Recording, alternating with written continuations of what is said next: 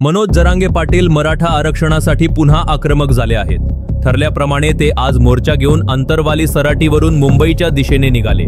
मुंबईला निघण्यापूर्वी मनोज जरांगे पाटील यांचे कुटुंबीयांकडून औक्षण करण्यात आले। यावेळी जरांगे यांची बायको आणि मुलींना अश्रू अनावर झाले। त्यांची बायको आणि मुली गळ्यात पडून रडल्या।